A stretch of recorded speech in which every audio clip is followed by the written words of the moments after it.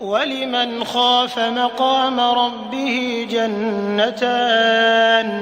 فبأي آلاء ربكما تكذبان ذواتا أفنان فبأي آلاء ربكما تكذبان فيهما عينان تجريان فبأي آلاء ربكما تكذبان فيهما من كل فاكهة زوجان فبأي آلاء ربكما تكذبان متكئين على فرش بطائنها من استبرق وجنى الجنتين دان فبأي آلاء ربكما تكذبان فيهن قاصرات الطرف لم يطمثهن إنس قبلهم ولا جان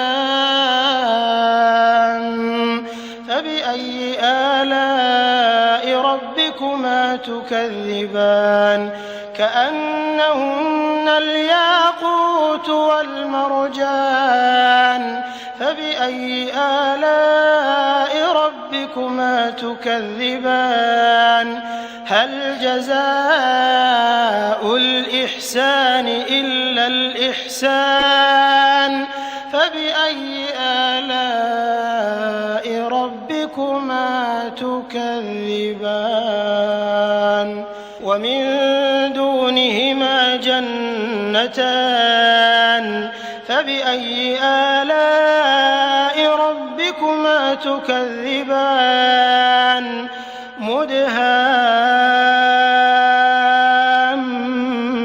مدهامتان فبأي آلاء ربكما تكذبان فيهما عينان